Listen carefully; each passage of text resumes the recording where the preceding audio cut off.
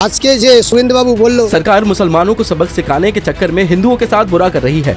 कुर्बानी मुसलमान देते हैं लेकिन इसका व्यापार तो हिंदू ही कर रहे हैं। हेलो नमस्कार आदाब में भी दोस्तों, गाड़ी में बैठे हो और कोई अचानक खिड़की खटखटा कर पूछे इतने ही देशभक्त हो तो अपने देश में वापस क्यों नहीं चले जाते? अजीब लगेगा ना, लेकिन ये कोई कहानी नहीं है दोस्तों। अमेरिका में इंडियन कपल के साथ हुआ असली सच है। और इधर देश में क्या चल रहा है? परीक्षा में गड़बड़ी की शिकायत करने वाले एक स्टूडेंट को लाइव टीवी पर पाकिस्तानी बोल दिया जाता है दोस्तों। कहीं 2500 करोड़ रुपए का बिजनेस रातों रात ठप होने पर लोग अपनी ही चुनी हुई सरकार से खफा हैं। और हाँ, इन सब के बीच 10 रुपए सस्ता हुआ पेट्रोल और यूपी में बंटने वाली फ्री स्कूटी का असली खेल क्या है? आज की इस वीडियो में हम खबरों की हेडलाइंस नहीं बल्कि इनके पीछे की कहानी यानी खबर जानेंगे दोस्तों। शुरुआत करते हैं उस खबर से जिसने इंटरनेट पर हर भारतीय का खून खौला दिया है। अमेरिका से एक वीडियो सामने आया है जहां सड़क पर चलते हुए एक भारतीय कपल को भयानक रेसिज्म यानी नस्लीय टिप्पणी का सामना करना पड़ा है। एक अनजान शख्स अपनी गाड़ी से ही चिल्लाकर पूछता है, क्या तुम इंडिया से हो? कपल बहुत शालीनता से जवाब भी देता है, लेकिन वो आदमी बहस पर उतर आता है और कहता है कि अगर भारत इतना ही अच्छा है तो अमेरिका में क्यों हो? अपने देश वापस जाओ। From India? Yeah, you like America? Yeah. Which better, America or India? Both of them has both. Well, India has family. no, we don't want you here. You gotta go home. Okay. Get the out of my country. अब सोचिए, जो लोग देश छोड़कर बाहर मेहनत कर रहे हैं उन्हें वहां क्या क्या सब झेलना पड़ रहा है। क्या इस पर हम ये माने कि हमारे देश की छवि दूसरे देश में यानी अमेरिका में क्या है कि वहां के लोग हमारे देश के लोगों को ऐसा उल्टा सीधा बक रहे हैं? लेकिन कहानी का ट्विस्ट ये नहीं है।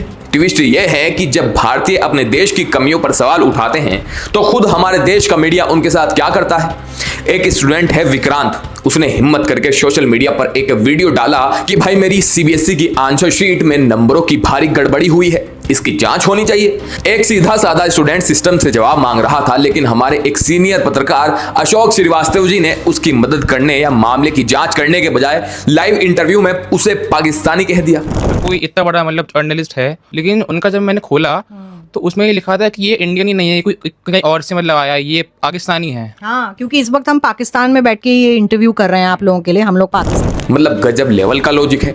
अगर आप सिस्टम की गलती पकड़ो तो आप सीधा बॉर्डर पार के घोषित कर दिए जाओगे। इसी को कहते हैं देश में अकाउंटेबिलिटी यानी जवाबदेही से बचने का सबसे शॉर्टकट तरीका। जब मीडिया का काम जनता के सवाल उठाना छोड़कर सिर्फ एक तरफा नैरेटिव सेट करना बन जाए तो जनता का भड़कना लाजमी है। इसी बात पर ऑल्ट न्यूज के जुबैर ने सरकार और सरकारी चैनल दूरदर्शन यानी डीडी न्यूज को आड़े हाथों लिया है। उन्होंने दूरदर्शन का एक क्लिप शेयर करते हुए आरोप लगाया कि जनता के टैक्स के पैसे का इस्तेमाल गोदी पत्रकारों को पालने और प्रोपेगेंडा फैलाने के लिए किया जा रहा है। उस क्लिप में सुधीर चौधरी 2014 में पीएम की जीत को एक ऐतिहासिक टर्निंग पॉइंट बताते हुए बीजेपी के ग्राफ और ब्रांड मोदी का गुणगान करते नजर आ रहे हैं दोस्तों। अगर 2014 में नरेंद्र मोदी भारत के प्रधानमंत्री न बने होते तो आज का भारत कैसा होता, जरा कल्पना कीजिए। और जिस दौरान आप ये कल्पना कर रहे होंगे, अब मैं आपको बताता हूं कि कैसे नरेंद्र मोदी का प्रधानमंत्री बनना भारत में एक नए युग की शुरुआत थी और यह आजाद भारत के इतिहास में एक नया टर्निंग पॉइंट था। अब इंटरनेट पर बहस छिड़ गई है कि भाई ये पब्लिक ब्रॉडकास्ट यानी सरकारी चैनल जनता के पैसों से चलता है, उसका काम बेरोजगारी, महंगाई और गिरती अर्थव्यवस्था पर बात करना है या फिर किसी राजनीतिक दल की रैलियों के जश्न दिखाना। खैर, जब बात राजनीति और नैरेटिव की हो तो उत्तर प्रदेश के मुख्यमंत्री योगी आदित्यनाथ को कैसे भूल सकते हैं हम। यूपी सरकार ने एक तगड़ी स्कीम का ऐलान किया है। राज्य की 50,000 फर्स्ट टाइम गर्ल वोटर्स यानी पहली बार वोट डालने वाली बेटियों को फ्री स्कूटी दी जाएगी।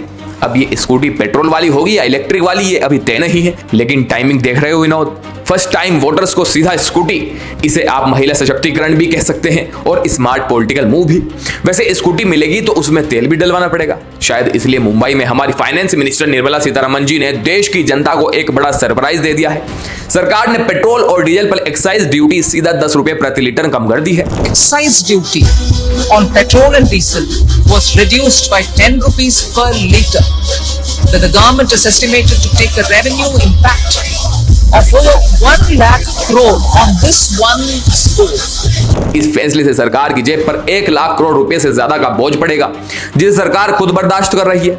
आम जनता तो इस फैसले से बेहद खुश है क्योंकि सीधा 10 रुपए का फायदा जेब को मिल रहा है। लेकिन इकोनॉमिस्ट और क्रिटिक्स सिर पकड़कर बैठ गए हैं दोस्तों कि भाई अगर 1 लाख करोड़ रुपए का रेवेन्यू सीधा कम हो गया तो देश के इंफ्रास्ट्रक्चर, विकास कार्यों और बाकी सरकारी योजनाओं का बजट कहां से आएगा? कहीं ऐसा तो नहीं कि ये 10 रुपए की राहत आगे चलकर किसी और टैक्स के रूप में वापस वसूली ली जाएगी? वसूली ली जाएगी।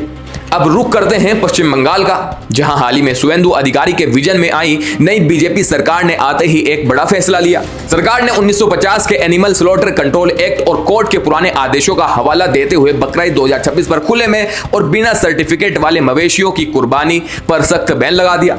अब सिर्फ बूढ़े या अनफिट जानवरों की ही अनुमति होगी। इस फैसले का असर क्या हुआ? दैनिक भास्कर की एक ग्राउंड रिपोर्ट के मुताबिक जो हिंदू पशुपालक और व्यापारी सालों से मुस्लिम खरीदारों को जानवर बेचते थे, उनका पूरा मार्केट क्रैश हो गया। आज के जे शुभेंदु बाबू बोल सरकार मुसलमानों को सबक सिखाने के चक्कर में हिंदुओं के साथ बुरा कर रही है।